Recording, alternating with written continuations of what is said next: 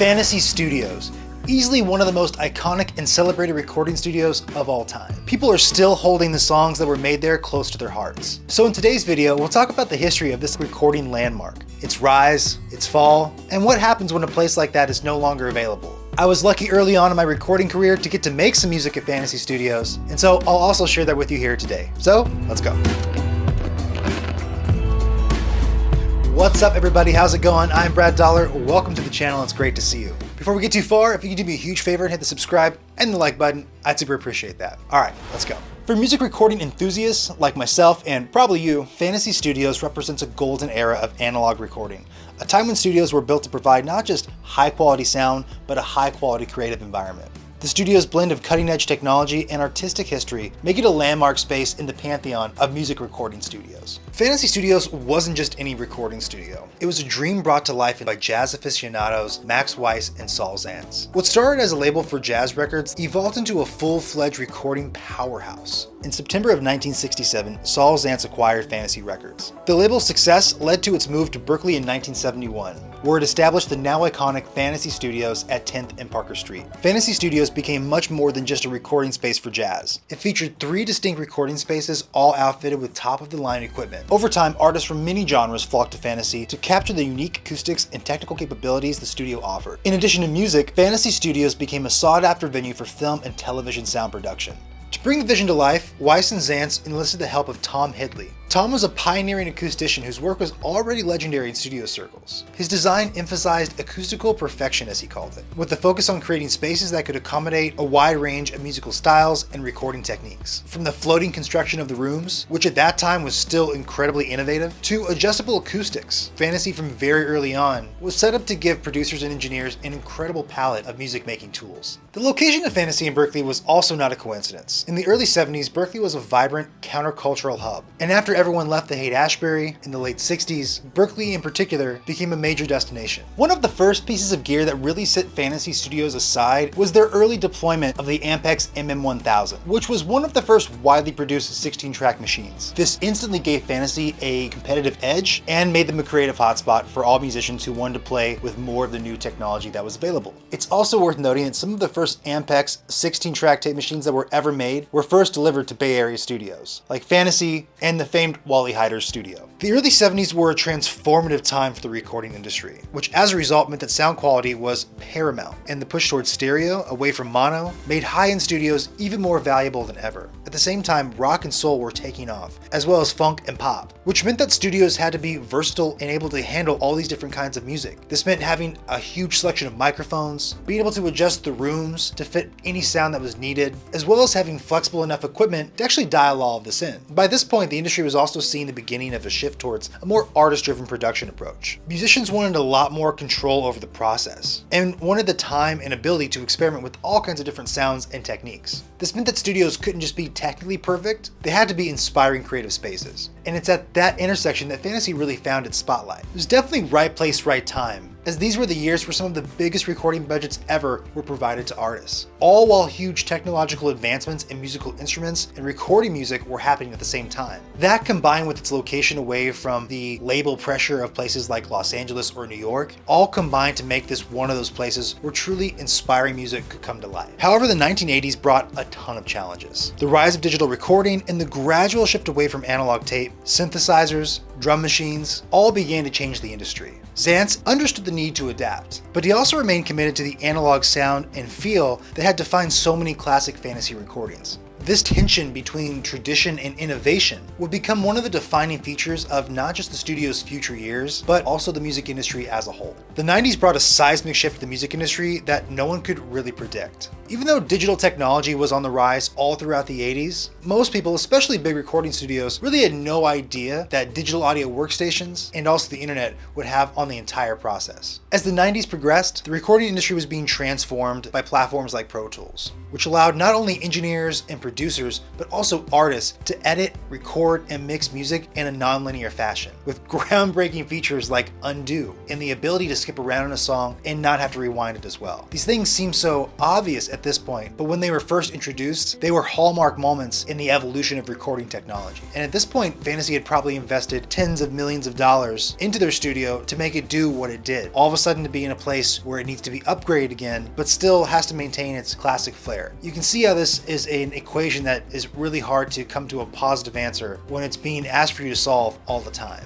But nonetheless, by the mid-90s, Fantasy had installed as much cutting-edge digital equipment as they could. This hybrid approach actually allowed them to cater to a much broader range of clientele, from those who still value the analog experience, or had back catalog that was still analog and need to be worked on, or those who were eager to explore the new frontier of recording. This high level of adaptability is what allowed them to exist through the 90s and into the early 2000s. But like so many classic recording studios, all these huge successes were just not enough to counteract the massive trends that were shaping the music industry as a whole. And as the internet exploded from the late 90s into the 2000s, we all know it had a profound effect on the music industry. Almost immediately, regardless of genre or label or artist, album budgets declined. With labels making less and less money from album sales, they began slashing budgets right away for recording projects. Concord Records acquired Fantasy in 2004, leading to the studio's transition under new ownership. Warren Property Group, which was literally just a property group, not a creative entity at all, purchased the facility in 2007. And with it not being in a central place like Los Angeles or New York, labels and music investors were less encouraged to invest more money in projects that were going to be made there. A positive note here is that it gave rise and empowerment to independent artists, which the Bay Area is especially known for. With prices reduced and so much more time available, you saw a lot more smaller independent projects start to fill up the rooms at Fantasy, which made it one of the really great communal music spots in the Bay Area. And it's at this time that I was lucky enough to get to record there. When I first met Stephen Hart, my first music industry boss and mentor, and an incredible human in my life, he was wrapping up his time as the chief engineer of Fantasy. He still had a few projects going on, and I got to assist on the recording and mix of one of them. Later on, I also got to record there with Bird by Bird with the one and only John DeVoto of The Matches. By the time that I got to Fantasy Studios, it had been updated for sure, but the essential essence and feel, from the gear all the way to the smell of it, was pure classic recording studio.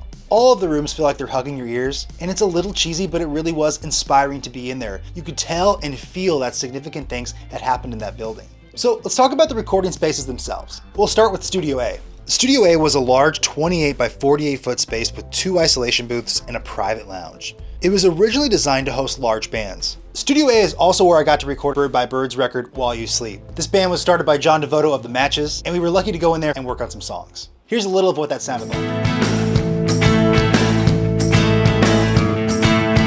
You gave up on art school for business law,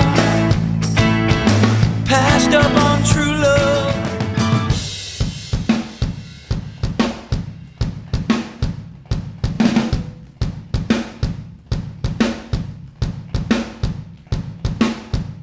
Studio B was more of a mid-sized room with only 1 isolation booth. This was much more intimate and often used for voiceovers, smaller acts, and some comedy recordings. In Studio B, the main desk for a very long time was a Trident Series 80B, but by the end had pretty much been replaced by a DigiDesign C24, which is a pretty solid controller and a decent desk for what that space was being used for. Now, when I was there, Studio C was pretty much not operational. It still sounded great in there, and I think they occasionally would use it for overdubs and spillover from bigger sessions, but for the most part, that room was always off limits. The crown jewel of Fantasy Studios, and the most iconic space there, was definitely Studio D. It was one of the most expansive rooms, measuring 30 by 50 feet, with an additional attached 18 by 30 foot string room, which was also great for amps, vocals, and small drum sounds. And in terms of their first recording console that they ever installed at Fantasy, I was able to dig up a little bit of history on it. The first console that was actually installed at Fantasy was a Quad 8. It was built to spec brand new for Fantasy in 1969. They installed it in 1970 in Studio C. As Fantasy outgrew their Quad 8, they also outgrew some of the initial designs of the studio. So in 1980, they began expanding, going from 3 rooms to 4, and officially opening its doors to the public, not just private label clients. By this point, they had installed a Neve 8108, Studer 24-track machines, and some of the incredible groundbreaking monitoring at the time provided by George Osberger. And as Fantasy continued to evolve through the 90s and 2000s, it constantly made upgrades that brought it into the future while still being sure to keep focus on all of the classic components that made it a legendary studio. So even up until its closing, you could make music with a lot of that historic gear and get those classic sounds. Fantasy Studios was also one of the early adopters of SSL consoles. These incredible multi-channel automation-ready machines made by solid-state logic revolutionized music production. The console was a significant addition to the studio's lineup, marking a shift towards the high-end digital recordings that were taking place at this time. It also integrated some incredible compression and EQ right into the console, which still to this day is a mainstay in mixing. It was a big deal to have a DBX-style compressor, a gate, and a flexible EQ on every single channel. And it's also at this time that a lot of audio gear got a big lift in headroom. A Neve console, for example, sounds amazing, and for me is definitely one of my favorite sounds. But there are some limitations to the headroom and overall cleanliness you can really get out of a desk like that. And so the introduction of SSL consoles enabled an engineer to get that analog flavor, but have a lot more headroom on their mix bus, to be able to push it further without it breaking up. You have to remember at this time, especially when digital recording first took off, that people were obsessed with cleanliness. They were obsessed with purity in sound, and our current love affair of distortion and gritty things just was not commonplace. And it almost was kind of like the 50s, where distortion and overdrive were almost like a bad thing. Like, don't you do that. But still to this day, the SSL console was a great blend of both of those worlds. The recording industry also saw Fantasy become one of the first adopters of Pro Tools. As digital recording technology took off and began to dominate, Fantasy quickly adapted by incorporating various digital audio workstations and software.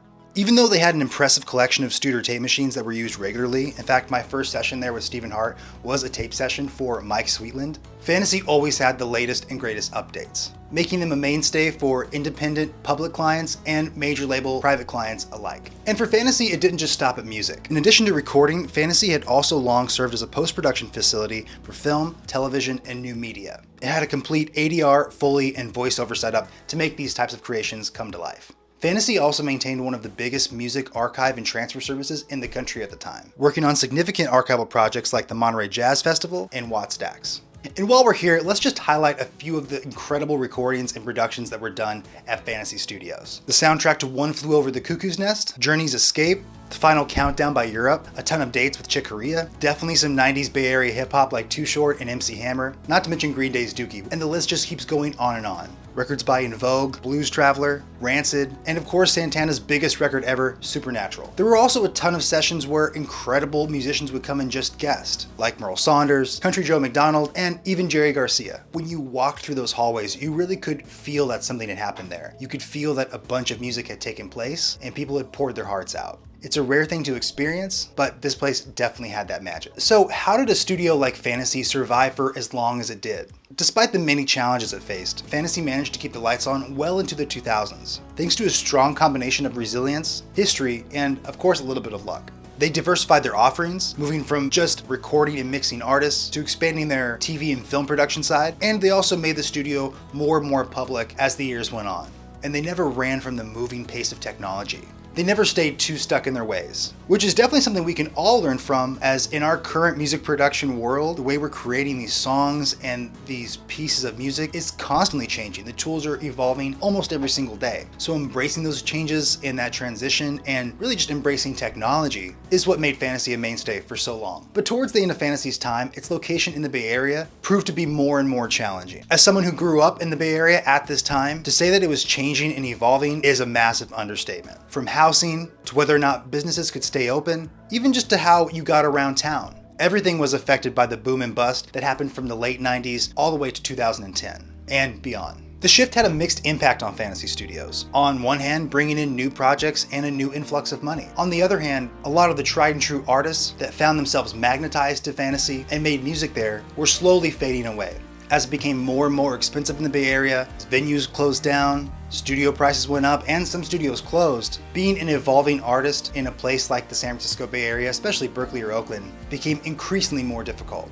And last but not least, for better or for worse, the nail in the coffin for Fantasy really became the tremendous explosion of home recording. People have been making records at home for a very long time. But by the early 2000s, the affordability of gear and its availability had skyrocketed, which made places like Fantasy less and less critical to the entire production of a song or an album. People could just go in for a couple days, do some drums and some basics, and then leave, like myself. Most of the record that I worked on at Fantasy was actually finished at the recording studio I had at my grandma's house in San Pablo. So you compound and multiply that over the years, and it becomes really hard to keep a place like this open. And by 2019, the space was fully redeveloped. This transformation officially marked the end of the era of this incredible studio. Despite the decline of fantasy studios, several recording facilities in the Bay Area have stayed open and continue to thrive, including 25th Street in Oakland, as well as Prairie Sun out in Cotati.